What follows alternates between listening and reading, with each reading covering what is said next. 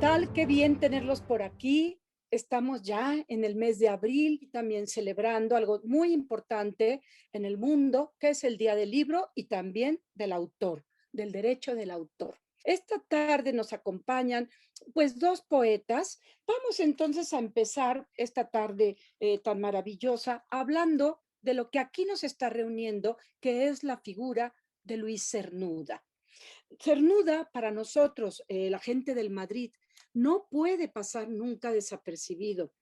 Y siendo honesta con ustedes, porque hay varios chicos y chicas del bachillerato aquí en este momento, pues sabemos que siempre estamos con Lorca, Lorca para todos lados, ¿sí? Sin embargo, porque nuestro programa así lo exige, Federico García Lorca es una gran figura del 27 y hoy, esta tarde, pues el invitado especial, el plato fuerte será Luis Cernuda. Y a través de Sergio y de Pedro vamos a descubrir cuál fue verdaderamente esa pasión que trajo a Cernuda a México. Hablaremos un poquitito de Luis Cernuda. El poeta Luis Cernuda Bidón nació en Sevilla un 21 de septiembre de 1902 y falleció, como bien sabemos, en la Ciudad de México el 5 de noviembre de 1963, conocido en el grupo de poetas españoles de la generación del 27. Ya desde su infancia mostraba interés por la poesía de otro sevillano, Gustavo Adolfo Bécquer, y es en la escuela de Escolapio, siendo un crío, donde escribe sus primeros versos. Ya en el periodo de la Guerra Civil Española, vive exiliado en Inglaterra, donde termina Las nubes, 1940, un libro de poesía sobre la Guerra Civil Española. Ognos, 1942, Como quien espera el alba, 1943, y Vivir sin estar viviendo, 1944. En 1947 parte rumbo a Estados Unidos para ejercer como profesor de lengua y literatura española.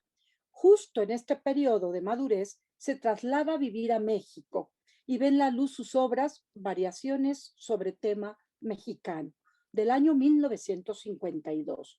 Poemas para un cuerpo, 1957, y Desolación de la Quimera, 1962.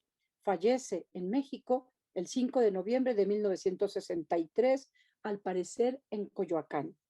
¿Quiénes son nuestros invitados esta tarde? Bien, tengo esta tarde aquí con nosotros al doctor Sergio García García, nacido en San Sebastián de los Reyes, en Madrid, en 1992. Es graduado en estudios hispánicos por la Universidad Autónoma de Madrid. Actualmente en México es investigador postdoctoral en el Centro de Estudios Literarios del Instituto de Investigaciones Filológicas de la UNAM. Sus estudios se centran en estos momentos en la poesía española contemporánea y ha estudiado y es un especialista en la obra de Manuel Vázquez Montalbán.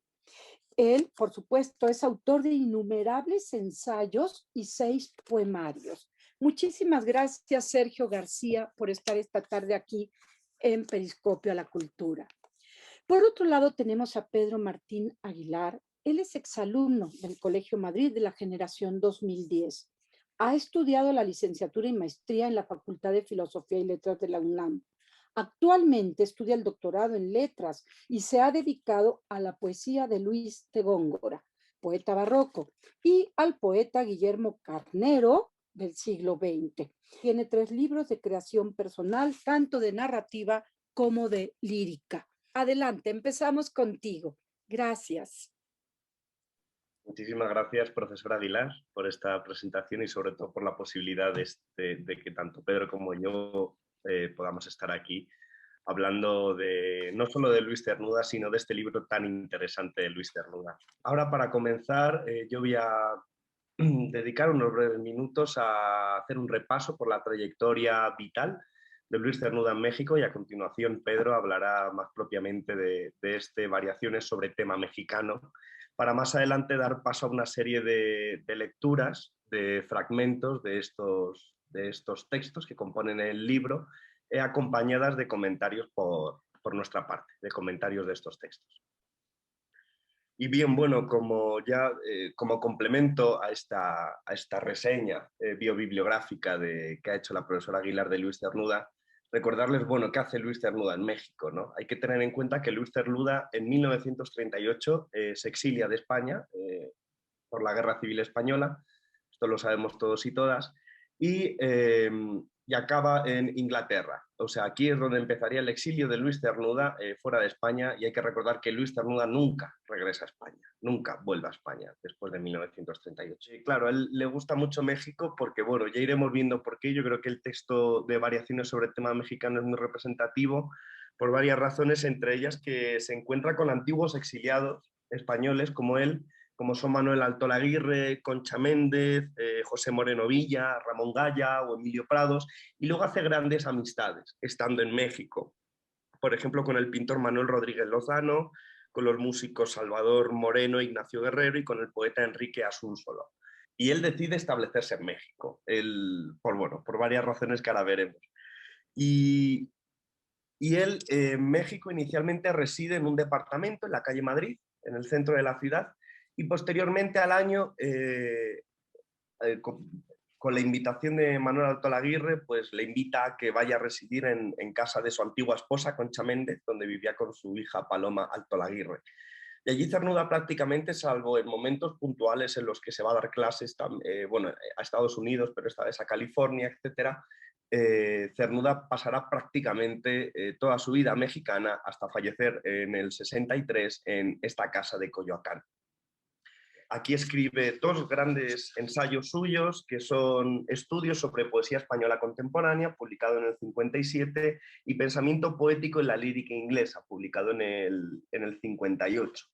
Hay que recordar que Luis Cernuda no abandona nunca su actividad docente. De hecho, gracias a Octavio Paz, Luis Cernuda, una vez está en México, consigue trabajar a tiempo parcial en la UNAM y como becario en el Colegio de México. Poemas para un cuerpo, publicado en 1957, inspirados por un joven mexicano del que Cernuda se enamora locamente, que además era culturista, ¿no? Era joven y culturista, de nombre Salvador Alighieri.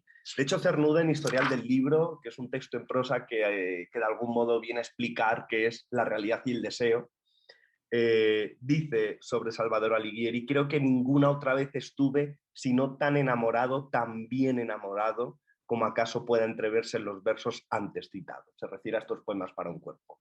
Y sobre todo, lo más importante es que en 1962 publica el que sería, y esto lo dice sobre todo la crítica y los lectores, publica su gran poemario y último poemario, Desolación de la Quimera. Y ahora, Pedro, si quieres, puedes charlar un poco sobre el poemario. Claro, muchas gracias, Sergio. Y pues bueno, qué bueno que estamos aquí todos celebrando la figura de este gran poeta español que también pasó por nuestro país. A mí me gustaría comentar un poco en qué consiste este libro de variaciones sobre el tema mexicano. Una primera cuestión interesante es mencionar que fue publicado en la editorial Porrúa en una colección que se llamaba México y lo Mexicano. ¿Por qué es interesante esto? Porque en esta colección, desde años atrás, se habían publicado otras obras que se dedicaban a tratar el tema de qué era lo mexicano, qué era nuestro país, cuál era nuestra esencia como pueblo. Para hacernos una idea, en esta colección se publicó, por ejemplo, este ensayo maravilloso, muy conocido de Octavio Paz, llamado El laberinto de la soledad, ¿no? Entonces, es una colección donde se esperaba que se revisara todo ese nacionalismo de la primera mitad del siglo XX, pero que se hiciera de una manera un poco más teórica. Ahora, aquí viene la gran pregunta. ¿Este libro de Cernuda en verdad se dedica a cuestionar, a definir qué es lo mexicano?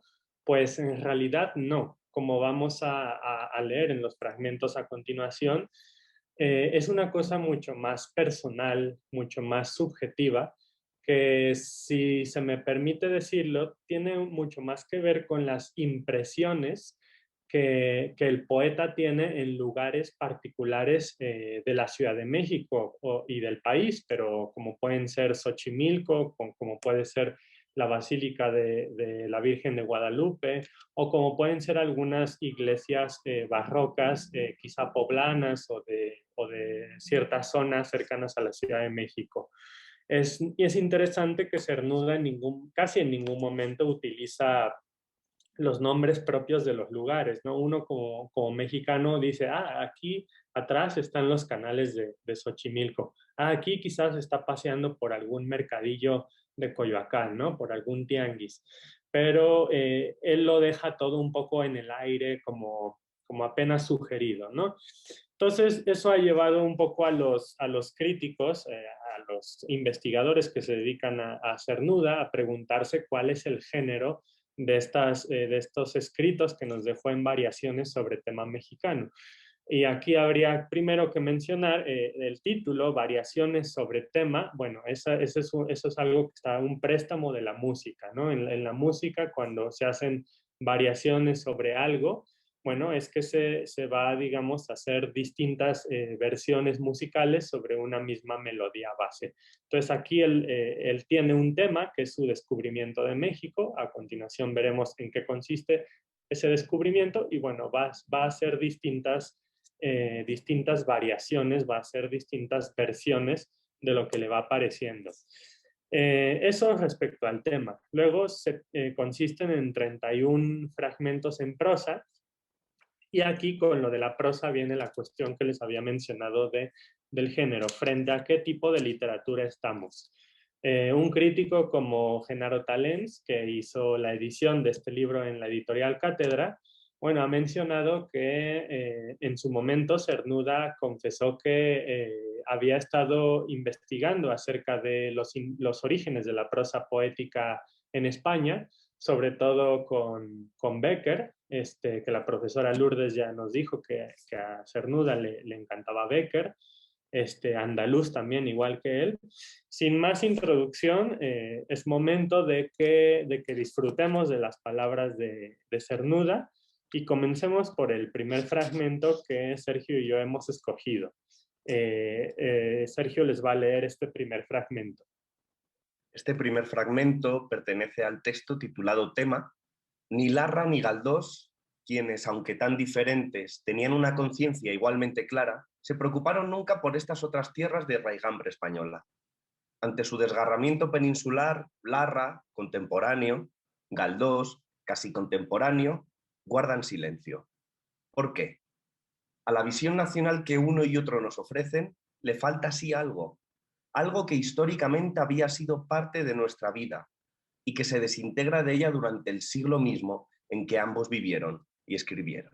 Aquí podemos ver cuál es el tema que le va a dar pie a Cernuda para ponerse a hablar de las impresiones de nuestro país. Y es una cosa muy interesante porque Cernuda se pregunta por qué grandes autores españoles del pasado, en este caso los ejemplos que pone Larra o Galdós, pero podría haber puesto muchos más, ¿por qué no se han interesado tanto por estos territorios americanos que además, como todos sabemos, en algún momento formaron parte de España, pero en última instancia el legado que dejó España en estos países de la llamada América Latina, pues fue la lengua y la cultura, ¿no? Entonces, ¿por qué, se pregunta Cernuda, por qué ese desinterés, ¿no? Entonces, él se va a interesar, ¿no? Él se va a mostrar cercano y va a decir, hay mucho que descubrir en este país. Y aquí a mí me gustaría traer a colación una cuestión que como exalumno del colegio me llama mucho la atención de esta pregunta de Cernuda, y es la cuestión de que en el colegio nosotros, cuando yo estudiaba ahí hace ya bastantes años, pero recuerdo que nos enseñaban un poco la cultura de los dos mundos, ¿no? México y España. Y en efecto uno termina por encontrar muchas cosas en común, ¿no? Y creo que un poco eso es ese mismo espíritu que puede tener un estudiante del Colegio Madrid, donde quizás la cultura de uno y otro país terminan por ser la misma. Creo que pudo ser un poco lo que detonó la escritura de Cernuda. Pero les voy a leer ahora otro fragmento de este mismo tema para que podamos ver más a profundidad lo que Cernuda pensaba. Dice Cernuda: Pero, ¿cómo conciliar nuestra evidente indiferencia nacional si no desvío hacia esas tierras con el esfuerzo realizado y la obra obtenida por los españoles en ellas? Los ecos nuestros que aquí resuenan, intactos a pesar del tiempo y del extrañamiento, con tal familiaridad, ¿acaso fue todo, como todo parece ser en la vida, obra de unos pocos, frente a la hostilidad de otros y la indiferencia de la mayoría? En tu niñez y en tu juventud, ¿qué supiste tú, si algo supiste, de estas tierras, de su historia, que es una con la tuya? Curiosidad, confiésalo, no tenías. Culpa tuya, sin duda. Pero nada en torno podía tampoco encaminarla. Lo que oías, cuando algo oías, frases políticas al uso, carentes por tanto de sinceridad y vacías de pensamiento, mas era para matar toda curiosidad. Nada revivía ante tu imaginación. Ahí indiferente al acontecer maravilloso, obra de un puñado de hombres cuyo igual no parece haberse vivido antes o después, ni la escena misma de sus actos, aunque ésta aquí estaba y está tan viva, tan hermosa. Esa curiosidad fue la vida con sus azares, quien mucho más tarde la provocó en ti, al ponerte frente a la realidad americana. Y tras la curiosidad vino el interés, tras del interés la simpatía, tras de la simpatía el amor. Mas un pudor extraño le dificulta su expresión a ese amor tardío. Reconocimiento de su inutilidad, pudor es, en todo caso, lo que en este punto, callándome ahora, te lleva a soslayar el tema. Y vemos un poco esta, de nuevo, relación con España, ¿no? Es muy interesante, como comentaba Pedro, ¿no? Desde el primer momento, él habla de Galdós, él habla de Larra, incluso podemos ver que puede hablarse a sí mismo, Cernuda, escritor, como nunca, ¿no? Te preocupaste por esta realidad, donde él ve mucho España, ¿no? Y esto es interesante porque hay que entender, y esto Pedro y yo lo hemos comentado mucho, ¿no? Más que una visión colonialista, etcétera, que podría sacarse del texto, lo que vemos, y por eso de ahí las palabras iniciales, cuando hemos explicado el exilio de Cernuda, es que Cernuda llevaba muchos años exiliado, sin poder, no solo sin poder ni haber regresado a España, sino la posibilidad de hacerlo, ¿no? Y por lo tanto él, en esa España que él en otro de sus poemas llama Sansueña, ¿no? No se refiere a España, habla Sansueña, Sansueña como esa imagen mítica de la España tras la conquista árabe, ¿no? En esa Sansueña que para desaparecido y que él de repente la toma, ¿no? La encuentra en la realidad mexicana, en este caso, ¿no? O sea, me parece interesante en este sentido, en relación con su exilio, ¿no? Que él hable constantemente de por así decirlo, el pozo español que le encuentra en América, pero es un pozo que él creía haber perdido, ¿no? Es como, ya ha desaparecido España de mi vida, pero no, todavía lo puedo encontrar aquí. Y más que hablar de España en términos nacionales, él está hablando de Andalucía, está hablando del calor, está hablando de la tierra, etcétera, etcétera, como veremos más adelante. Y esto al final es amor, es lo que él dice, ¿no? El tema mexicano se convierte en amor, algo que también, como veremos más adelante, aparece al final del libro, ¿no? De repente, y él se reprocha, es muy interesante, cómo este amor tardío, ¿no? Que él llama México, cómo él se reprocha, al igual que Larra y que Galdós, esa curiosidad que ni siquiera ha tenido él desde niño, ¿no? Pero que de repente le ha ido apareciendo y se ha encontrado con ella de golpe cuando visita por primera vez México en el verano de 1949. Tenemos que recordar, no lo hemos comentado antes, que él empieza a escribir estos poemas en febrero de 1950, después de su primer viaje a México, y los termina después de su segundo viaje a México en noviembre de 1950. Les voy a leer algunos fragmentos muy interesantes del primer texto de este libro, que se llama La lengua. Dice Cernuda: tras de cruzada la frontera, al oír tu lengua, que tantos años no oías hablada en torno, ¿qué sentiste? Sentí cómo sin interrupción continuaba mi vida en ella por el mundo exterior, ya que por el interior no había dejado de sonar en mí todos aquellos años. La lengua que hablaron nuestras gentes antes de nacer nosotros de ellos, esa de que nos servimos para conocer el mundo y tomar posesión de las cosas por medio de sus nombres. Importante como es en la vida de todo ser humano, aún lo es más en la del poeta. Porque la lengua del poeta no solo es materia de su trabajo, sino condición misma de su existencia. Y si la primera palabra que pronunciaron tus labios era española, y española será la última que de ellos salga, determinadas precisa y fatalmente por esas dos palabras, primera y postrera, están todas las de tu poesía, que la poesía, en definitiva, es la palabra. ¿Cómo no sentir orgullo al escuchar hablada nuestra lengua, eco fiel de ella y al mismo tiempo expresión autónoma por otros pueblos al otro lado del mundo? Ellos, a sabiendas o no, quiéranlo o no, con esos mismos signos de su alma, que son las palabras, mantienen vivo el destino de nuestro país y habrían de mantenerlo aún después que él dejara de existir. Este fragmento que ha leído Pedro vuelve a aparecer otra vez indudablemente, y yo creo que es muy pertinente que Cernuda lo incluya después del tema, porque es el segundo texto del libro, o este primer texto de verdad, lo que sería el conjunto del libro. Y aquí, por otro lado, aparece una cosa que podríamos llamar la identidad. O sea, aquí aparecería un tema que sería, yo creo que es el tema de la identidad, ¿no? En dos sentidos. Por un lado, es muy interesante que el primer párrafo del texto sea un diálogo. Un diálogo. Y esto es muy interesante porque Cernuda todo el rato en el libro está escrito en segunda persona.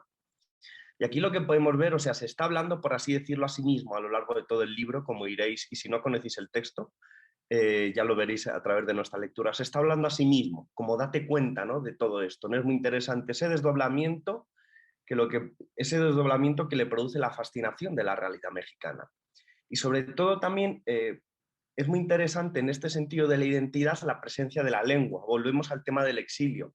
Cernuda llevaba muchísimos años viviendo en países anglosajones y él de repente, una de sus fascinaciones con México es que hable en español, que se hable en su lengua, ¿no? Y aquí es donde de verdad yo creo que es donde estaría España, que es donde estaría esa Sansueña de Cernuda, esa España perdida. Más que en una patria, estaría en una matria que en este caso es la lengua española. Por lo tanto, él llega al encuentro no solo con una realidad distinta y que le fascina, sino al reencuentro con su lengua y por lo tanto al reencuentro de verdad con el verdadero oficio de la poesía. Él lo dice, ¿no?, que la poesía en definitiva es la palabra. De repente aquí el lector siente que Cernuda de algún modo se ha desprendido de algo en tierras anglosajonas y México le produce algo, ¿no? Quizá por eso sea interesante, pero esto yo creo que daría para otro debate, ¿no?, que Cernuda de repente opte por la prosa y no por el verso para hablar de México. Sería muy interesante. Y el tema de la lengua es muy importante en Cernuda. De hecho, cuento una anécdota. Octavio Paz, cuando conocí a Cernuda, él dijo, es que él habla como un libro, ¿no? Porque claro, hay que recordar que Cernuda estuvo tantos años sin escuchar español que se decía eso de él, ¿no? Que él al final, él también contaba, no recuerdo exactamente dónde, pero él cuando quería ir a España, cuando estaba en Inglaterra y quería ir a España, lo que hacía era agarrar de su biblioteca el Quijote y lo abría, y ya estaba en España. Por lo tanto, la relación con el idioma que tiene Cernuda y que de algún modo le produce este éxtasis, por llamarlo de alguna manera, en México, es una relación maternal, de tierra original, por lo tanto de matria, más que de otra cosa, ¿no? Y esto es uno de los grandes temas de este gran tema mexicano, ¿no? El reencuentro, mejor dicho, con el español. Y ahora os voy a leer un texto, un fragmento de un texto que también yo creo que tiene que ver, ya nos lo comentará Pedro, con esto que es, con este reencuentro, con este encuentro o con esta novedad que le produce México frente al territorio anglosajón, un fragmento del texto que se titula Dignidad y reposo. En tierras anglosajonas las gentes no saben reposar, ni sus cuerpos adaptarse naturalmente al descanso. En cambio, aquí las aptitudes de reposo son naturales a los cuerpos, tan naturales que hasta en los lugares peores pueden adaptarse con la gracia mejor. Pronto, pronto, antes que te olvides, recuerda, entre otras cosas, algunas. Aquel chamaco en el umbral de un convento poblerino, traje blanco y sombrero de paja, sentado sobre el primer escalón, la espalda contra el muro, una rodilla en alto, dejando caer sobre ella su brazo, la mano colgando entreabierta y el índice extendido, como el Adán de la Sixtina en el fresco de la creación. O aquel otro, reclinado sobre la balaustrada baja que rodeaba el jardincillo de una plaza. Su asiento, o mejor sería decir su diván, era sin duda incómodo.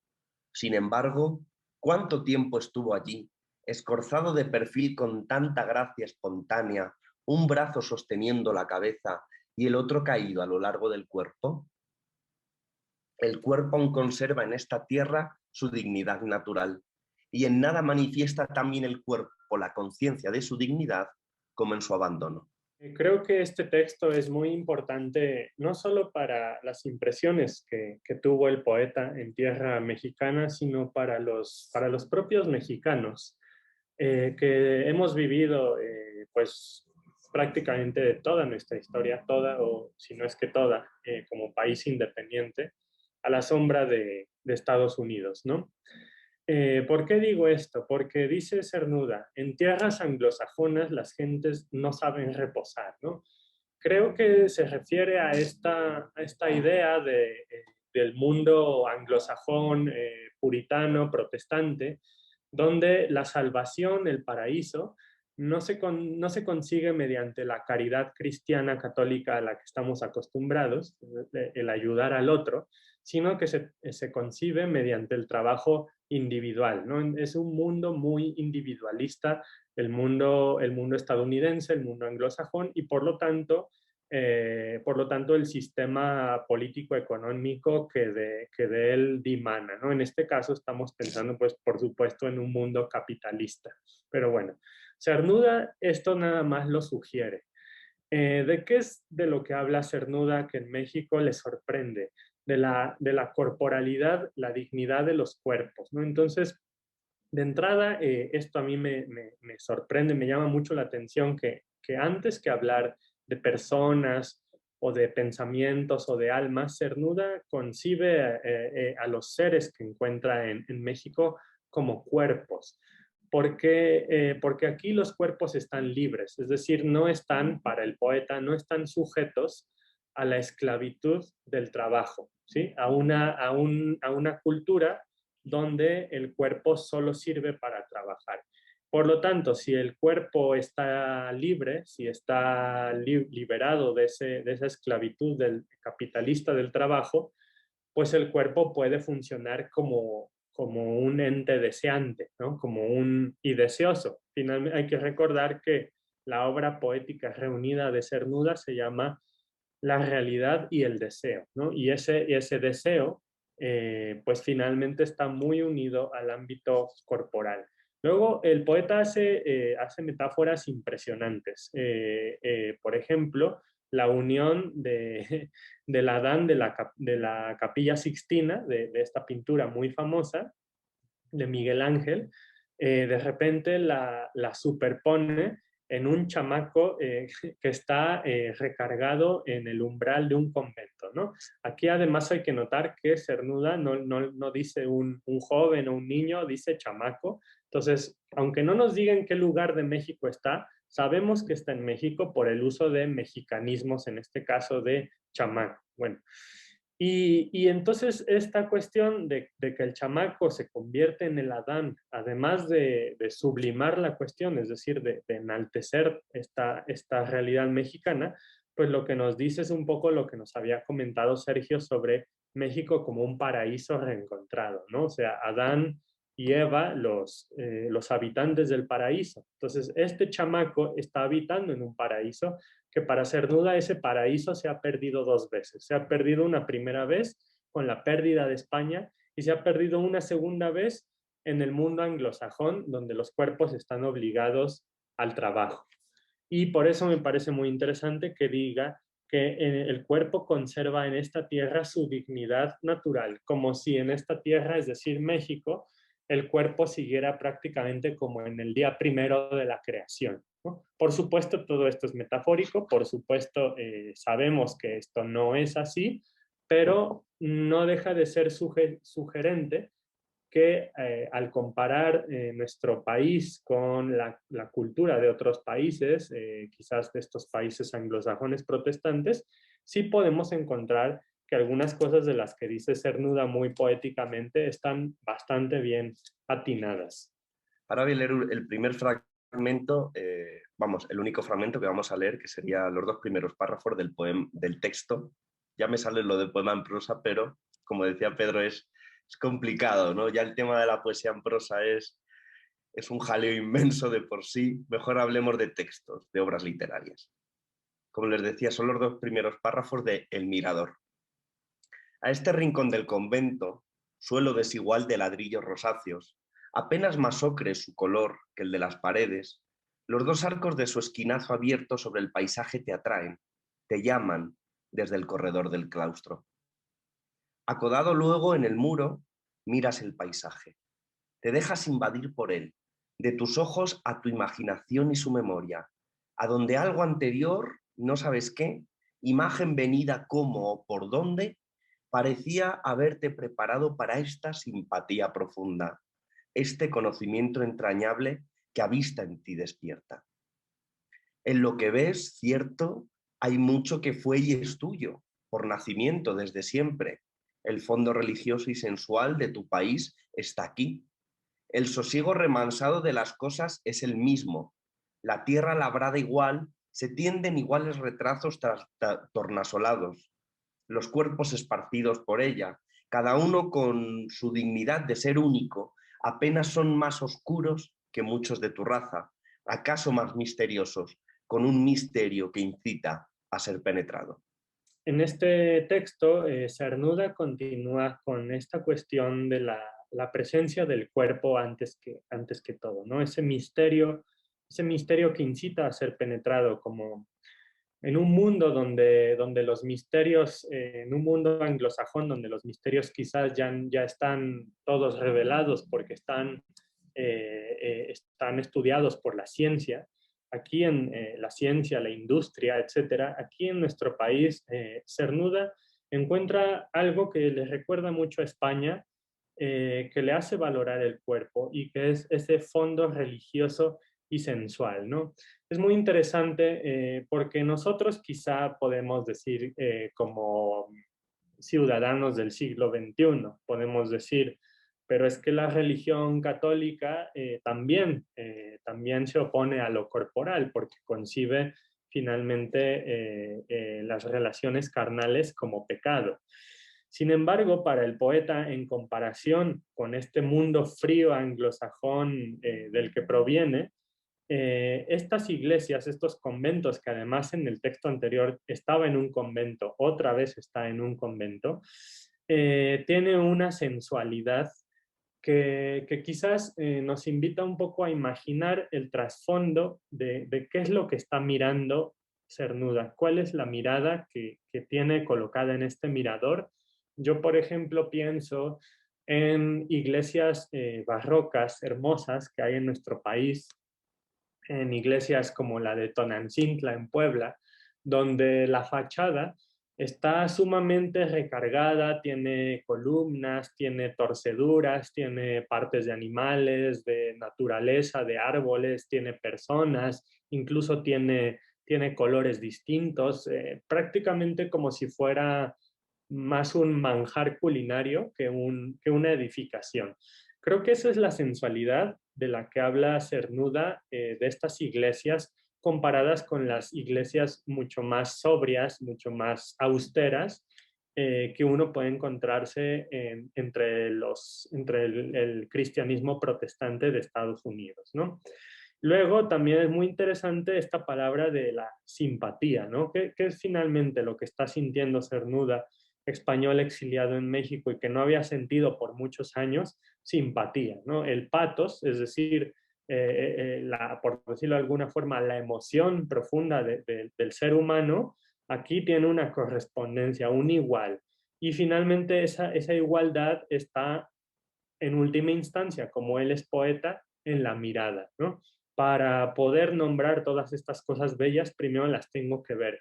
Y para verlas, tengo que estar en un lugar privilegiado, en este caso, en la sensualidad de este convento, donde además vemos que Cernuda sigue desdoblado como a lo largo de todo el libro, ¿no? Sigue charlando consigo mismo, que finalmente creo que es algo muy natural cuando viajamos a otros países, cuando estamos en tierra extranjera, a fin de cuentas, todos nos desdoblamos porque empezamos a ver las cosas en perspectiva, ¿no? Y que la perspectiva también tiene que ver con la mirada. A continuación, voy a leer fragmentos de un texto llamado Ocio, que seguro les van a gustar mucho, y dice así: Ocio, rumor distante de voces te hace atender abajo, con lentos ademanes, negro torso desnudo, calzón blanco, sombrero de paja.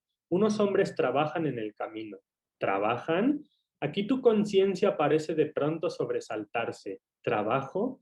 En este ambiente todo es, o parece ser, un gratuito, que la idea de trabajo instintivamente queda excluida. Veamos. Llegaste ayer y te vas mañana. ¿Vale la pena recapitular ahora este olvido tuyo instintivo del trabajo y ese sobresalto tuyo instintivo al recordarlo? Veamos. El mundo sensual, marino, soleado, por donde unas horas crees vivir, ¿es real? ¿No es un sueño inconcluso de tu juventud que todavía persigues a lo largo de la vida? Aunque ese mundo fuera real, ¿sería el tuyo propio? Bien está ser el amor, nadar, solearse, pero ¿podrías vivir así el resto del tiempo? Sé lo que vas a decir. Ese mundo, sea o no real, es bastante. No hacer nada es para ti actividad bastante. Mirar, mirar. ¿Es esto ocio? ¿Quién mira el mundo? ¿Quién lo mira con mirada desinteresada? ¿Acaso el poeta y nadie más? En otra ocasión has dicho que la poesía es la palabra. ¿Y la mirada? ¿No es la mirada poesía? Que la naturaleza gusta de ocultarse y hay que sorprenderla, mirándola largamente, apasionadamente.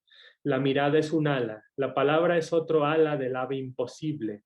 Al menos mirada y palabra hacen al poeta. Ahí tienes el trabajo que es tu ocio, que hacer de mirar y luego que hacer de esperar el advenimiento de la palabra. Yo creo que este fragmento que ha leído Pedro sirve también un poco de poética del libro, ¿no? Esta poética de Cernuda. Es interesante porque él, como dice, se encuentra con una realidad y se cree que está en un sueño. Esto es también algo muy barroco, ¿no? Que nos recuerda sin duda a esos fragmentos finales del monólogo de Segismundo, en La vida sueño de Calderón de la Barca, ¿no? Que es la vida un frenesí, una sombra, una ficción y el mayor bien es pequeño, que toda la vida es sueño y los sueños, sueños son. De repente para él la realidad es un sueño y él lo que dice, ¿no? Es bastante. Y no hacer nada para ti es actividad bastante, ¿no? Eso también plantea, por un lado, esta realidad que le sugiere una fascinación enorme que le hace estar soñando, y por otro lado, estar en una situación vital que tiene que ver con el trabajo, un poco lo que comentaba Pedro antes, ¿no? Este puritanismo anglosajón de obsesión con el trabajo. Él ve a estas gentes mexicanas trabajando y dice, es que aquí no se concibe que se trabaje, ¿no? Aquí todo parece gratuito, ¿no? Que es el trabajo realmente, ¿no? Y es donde aparece esta última parte de lo que ha leído Pedro, que yo creo que es la gran poética del libro, ¿no? La mirada, ¿no? Por un lado, no sé si recordáis, en el texto que hemos leído, que era La lengua, dice, la poesía es palabra. Eso como punto de partida. Él al llegar a México dice, la poesía es palabra, la literatura es palabra, me reencuentro con mi palabra, que es el español. Pero aquí de repente añade un elemento más, que es la mirada. Y esto yo creo que es algo fascinante y que resuelve todo el libro, ¿no? Un poco también lo que decía Pedro, que se refería a esas palabras de Monsiváis, ¿no? Que este libro son al final impresiones, son miradas hacia un paisaje, ¿no? Y qué efecto crean y qué efecto tiene esa contemplación y esa mirada dentro de lo que sería el propio autor, ¿no? Y es interesante como en este sentido dice, no, realmente tu trabajo es tu ocio, tu oficio es tu ocio. ¿Y cuál es tu oficio en este momento? ¿Cuál es el trabajo del poeta? La mirada, mirar. Por eso yo creo que este texto es, y que se entiende además muy bien, ¿no? Que explica muy bien todo lo que sería esta poética y esta esencia de variaciones sobre tema mexicano. Y en este sentido, siguiendo con la mirada, voy a leer un fragmento de un poema que se titula El patio, ¿no? Como hemos visto, hay muchos elementos locativos en el libro, el mirador, el patio, etcétera, que son al final que son lugares donde el poeta, en este caso, pone su mirada, donde contempla. y dicen estos fragmentos del patio. Viendo este rincón, respirando este aire, hallas lo que afuera ves y respiras, también está dentro de ti. Que allá en el fondo de tu alma, en su círculo oscuro, como luna reflejada en agua profunda, está la imagen misma de lo que en torno tienes. Y que desde tu infancia se alza, intacta y límpida, esa imagen fundamental, sosteniendo ella tan leve el peso de tu vida y de su afán secreto. El hombre que tú eres se conoce así, al albarazar ahora al niño que fue, y el existir único de los dos halla su raíz en un rinconcillo secreto y callado del mundo. Comprendes entonces que al vivir esta otra mitad de la vida, ¿acaso no haces otra cosa que recobrar al fin, en lo presente, la infancia perdida, cuando el niño, por gracia, era ya dueño de lo que el hombre luego, tras no pocas vacilaciones, errores y extravíos, tiene que recobrar con esfuerzo? Este impresionante fragmento del patio, Cernuda creo que nos recuerda un tema fundamental, no solo de la literatura, sino en general de la vida. Y es esta cuestión de que uno cuando es niño, supongo que casi todos cuando fuimos niños, pues sentíamos una plenitud, pero también que pertenecíamos a un lugar, ¿no? En este caso, en el caso de Cernuda, pues a su Andalucía natal. Los patios andaluces, los patios sevillanos de las casas son muy característicos, ¿no? Son patios abiertos que tienen una fuentecilla en el centro, algunos árboles, en fin, que son, digamos, es un lugar muy ameno donde seguramente Cernuda de niño creció. ¿Y qué sucede? Que estos patios, por influencia española, pues también en México hay muchas casas que tienen este tipo de patios interiores. Entonces, al entrar en este lugar, él ve, y aquí está la mirada otra vez, ¿no? Aquí la mirada actúa no solo como palabra poética, sino también como memoria. Y entonces él ve y dice, es otra vez ese momento que creí que había perdido, ¿no? Pero no estaba perdido. Para recobrar su niñez, para volver a ese niño que fue, y de esta forma muy hermosa que lo dice, al abrazar ahora al niño que fue, ¿qué es lo que tiene que hacer el hombre maduro? Bueno, pues reconocer que quizás esa infancia perdida no está en la natal España, sino que está ahora ya en el futuro en México, ¿no? Un poco uniendo los dos momentos más importantes de la vida, que son el nacimiento y la muerte. Y, y esto también es muy impresionante porque Cernuda, por supuesto, que nadie lo sabe dónde ni cómo va a morir, ¿no? Pero pareciese que Cernuda, de una forma intuitiva, poética, está reconociendo que está en paz consigo mismo porque vuelve a ser ese niño de entonces, pero vuelve a serlo ya en otro lugar. Ese desplazamiento que nos lleva de un lugar a otro equivaldría al desplazamiento que se hace a lo largo de la vida, ¿no? Del nacimiento a la muerte, México como esa segunda patria, o como dijo Sergio, matria, pero finalmente la madre tierra donde se va a cobijar también sus huesos al morir, ¿no? Eso es lo que me hace pensar este gran poema. A continuación voy a leer un fragmento de un texto llamado La posesión, que dice de esta forma: mas para fundirse con el mundo no tiene el cuerpo los medios del espíritu, que puede poseerlo todo sin poseerlo o como si no lo poseyera. El cuerpo únicamente puede poseer las cosas, y eso solo un momento por el contacto de ellas. Así, al dejar estas sus huellas sobre él, conoce el cuerpo las cosas. Aquella tierra estaba frente a ti, y tú inerme frente a ella. Su atracción era precisamente del orden necesario a tu naturaleza.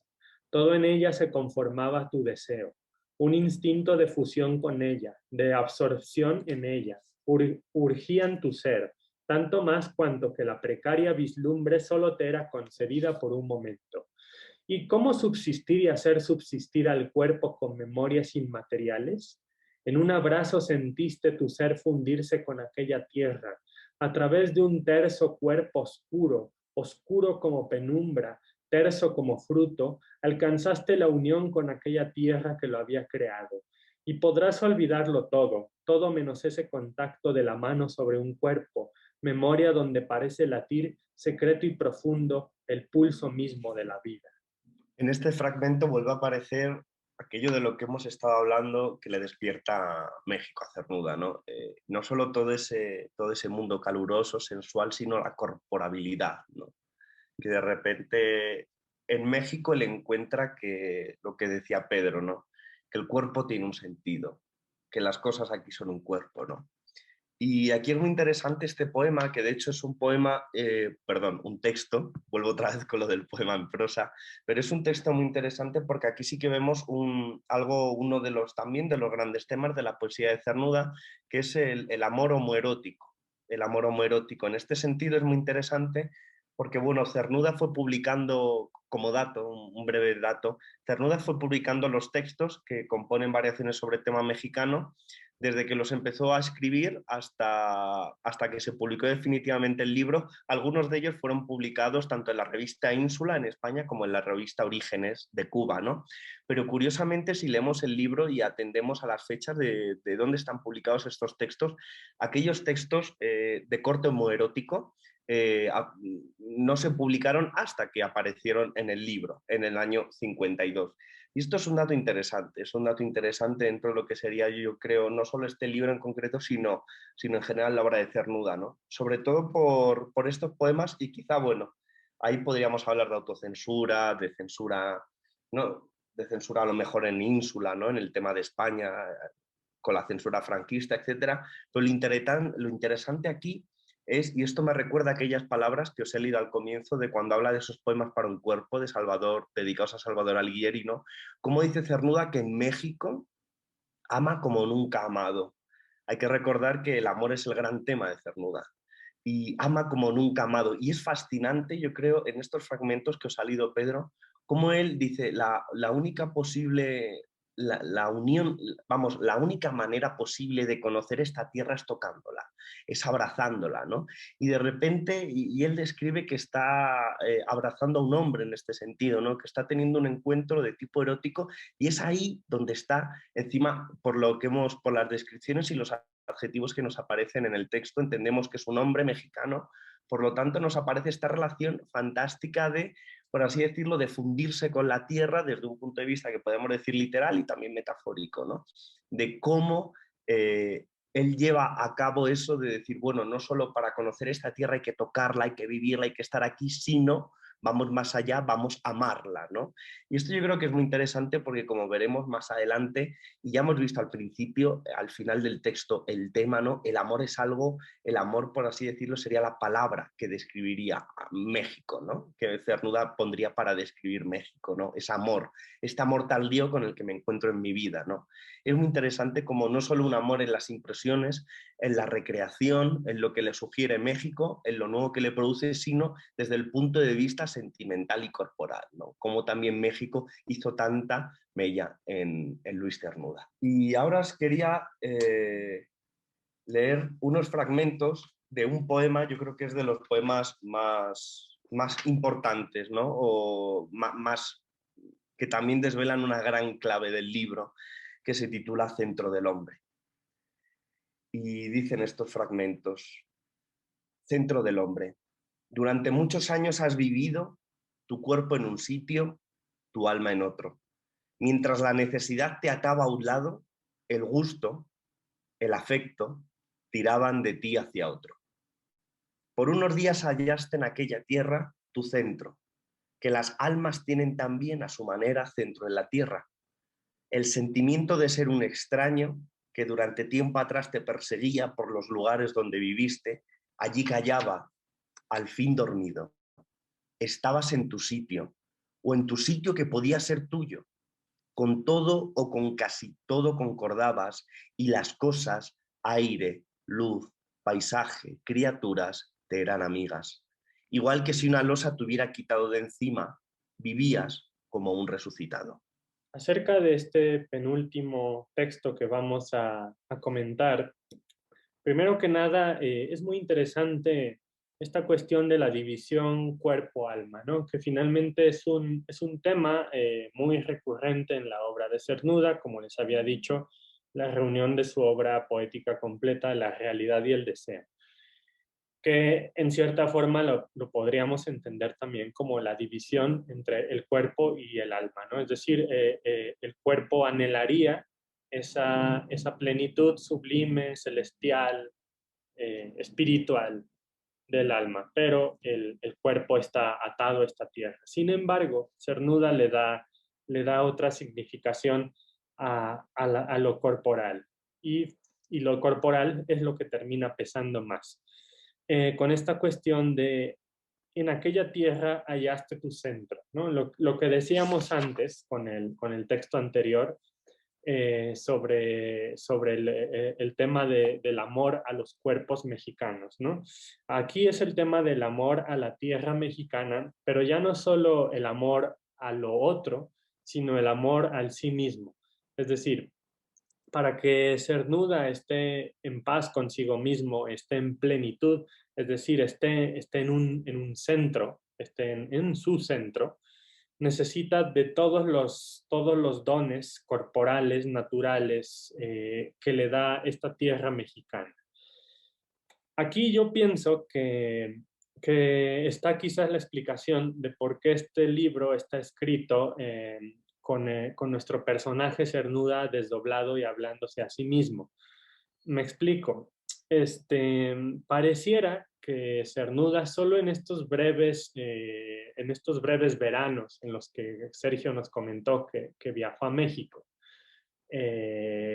con la cabeza más despejada del trabajo, de la universidad, del mundo frío anglosajón, solo aquí se sintió entero. Entonces, si uno se siente entero, no necesita desdoblarse, no se fragmenta. Entonces, lo que yo pienso es que el poeta está fragmentado, porque este libro está escrito ya en retrospectiva. Es decir, este es un libro de melancolía, es un libro de añoranza, donde el poeta siente que tuvo por un momento efímero la totalidad de su ser, de su centro, en la tierra mexicana. Pero esa tierra está asociada a un viaje muy particular, a momentos y a estampas, a postales, podemos decir, muy concretas, que no son perdurables, ¿no? Entonces, finalmente sí nos está hablando de cuestiones muy trascendentes, muy sublimes, pero no quiero dejar de señalar que, no de, que son textos tristes en el fondo, ¿no? Son textos con una mirada melancólica y con una mirada de que todo esto lo tuvo, pero en algún momento lo perdió. Y por esto esta necesidad de desdoblarse para poder recordar, porque se volvió a fragmentar y perdió este centro que estaba en la tierra mexicana y más en concreto en el amor a los cuerpos de esa tierra mexicana. Ahora, para finalizar la lectura del último texto que hemos seleccionado, voy a leer El regreso, que es prácticamente el texto con el que cierra también Cernuda su libro. Y dice: casi un año ha pasado y otra vez te encuentras en esta tierra. Otra vez contempla tu mirada bajo la transparencia del aire, la severidad del suelo, llanura igual cuya desnudez no encubren, sino que subrayan el nopal, la pita, el maguey. Frente a ti y al fondo, los montes que precisa ascender. Otra vez estás en una tierra cuyo ritmo y acento se acuerdan con aquellos de la tuya ausente, con los tuyos entrañables. Si ahí lo tienes frente a tus ojos, al objeto de tu amor, míralo, que pocas veces halagó a tu mirada la vista de lo que has amado. Esta llanura, este cielo, este aire te envuelven y te absorben, anonadándote en ellos. El amor ya no está solo dentro, ahogándote con su vastedad, sino fuera de ti, visible y tangible, y tú eres al fin parte de él, respirándolo libremente. Piensas que es bueno estar vivo, que es bueno haber vivido. Toda tu alegría, todo tu fervor recrean en tu alma el sentimiento de lo divino, y das gracias a Dios, que ha preservado tu vida hasta este único instante deseado. En este último texto de Variaciones sobre tema mexicano, bueno, aún podríamos decir el penúltimo texto, porque luego hay un último texto que se titula Recapitulando, que se escribe posteriormente. El regreso, cuando Cernuda se dice ya ha pasado un año, estás otra vez aquí, le está hablando de ese segundo viaje, ¿no? De ese segundo viaje en el verano de 1950 a México, y es fascinante ver cómo valga la redundancia, le ha fascinado México después de ese primer viaje, y que decide volver, ¿no? Y aquí también, un poco como lo que comentaba antes Pedro, cuando los mexicanismos, ¿no? Rara vez en el libro sí que aparecen elementos propiamente mexicanos, no solo mexicanismos, sino elementos muy reconocibles. En este caso yo creo que es de los pocos puntos del libro donde aparecen, por ejemplo, aquí tenemos el nopal, la pita, el maguey, etcétera, ¿no? Elementos que podríamos decir mexicanos, ¿no? Pero lo interesante, yo creo, que este texto no solo es la alegría, aquí se ve la alegría del viaje, la alegría del regreso, ¿no? Sino sobre todo el reconocimiento desde un primer momento, o la consolidación de ese amor tardío que es México para Luis Cernuda.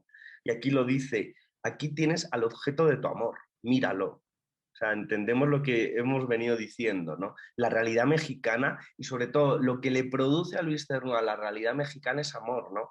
Y yo creo que, como conclusión, bueno, aquí vuelve a repetir el tema de la mirada, ¿no? La mirada es muy importante, ya hemos visto por qué, pero sobre todo esta oración, bueno, anterior a todo eso que él dice de estoy vivo, ¿no? Eso es muy interesante, que insiste mucho en estoy vivo, incluso da gracias a Dios, ¿no? Por estar vivo, ¿no? Un poco lo que comentaba Pedro, de repente en México se encuentra feliz, alegre, encuentra esa simpatía que no había tenido antes. Pero yo creo que al final la conclusión es esta, ¿no? Como ha leído Pedro, sí, ahí lo tienes frente a tus ojos, al objeto de tu amor, míralo, la mirada, otra vez, que pocas veces halagó a tu mirada la vista de lo que has amado. Yo creo que con esta oración, ya para terminar, lo que nos está diciendo, lo que nos dice Cernuda, es que México fue algo en su vida no solo muy importante, sino que no había tenido antes nunca, ¿no? De ahí yo creo su pasión, y el que decidiera venir a vivir a México, que rechazara el puesto en Estados Unidos y que decidiera vivir a México, ¿no? Luego la vida que tuvo aquí es otra cosa, ¿no? Pero sobre todo el amor y esa pasión que encuentra y que le produce México a Cernuda es algo que no ha tenido nunca y que no ha vivido nunca, y por lo tanto se presenta como algo completamente novedoso, y yo creo que lo muestra este libro no solo en su obra, sino también en su vida. ¿Qué les puedo decir a estos dos jóvenes poetas, maestros? Sensacional todo lo que hemos escuchado esta tarde de Luis Cernuda. Esto invita a un club de lectura, a una sala de lectura en donde podamos conocer pues más profundamente a Luis Cernuda, ¿no? Porque si bien es cierto, en el colegio los chicos conocen, y las chicas, Donde habita el olvido, que es uno de los poemas preferidos, la verdad, acariciables de Cernuda, no conocíamos esta parte. Entonces es muy importante esta relación ya más de tipo cercano al hombre, al poeta, al artista. Yo me quedo, y espero que el auditorio también haga lo mismo, con perfiles de Cernuda que yo creo que podemos discurrir sobre cada uno. España, los ecos de esta, la emoción del niño ingenuo, el cuerpo deseoso, misterioso y penetrado, la lengua identitaria y matriarcal, la memoria de una España mística entre lo religioso y lo sensual, el ocio, por supuesto, la mirada sobre un mundo que lleva Cernuda al amor, a la melancolía, pero finalmente a la vida.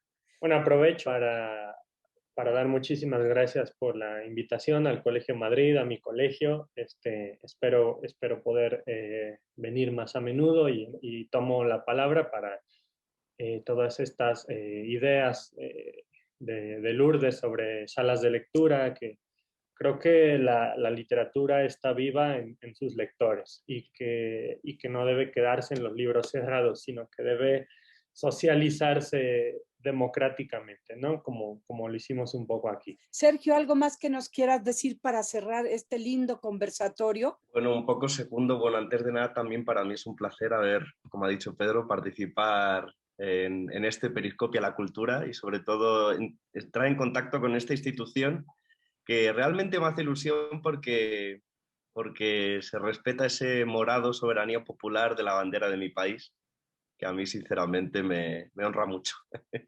Y así que espero colaborar más con todos vosotros y con todas vosotras y en algún momento conocerlo personalmente, vuestra institución. Pues muy bien, muchísimas, de veras, muchísimas gracias. También a todo el alumnado del Colegio Madrid que nos escucha, nuestras profesoras y profesores, y será un gusto también tenerlos a ustedes próximamente aquí en el campus de Tlalpan, y por supuesto para que conozcas tú, Sergio, el Colegio Madrid, que tanta vida y tanta cultura nos ha dado.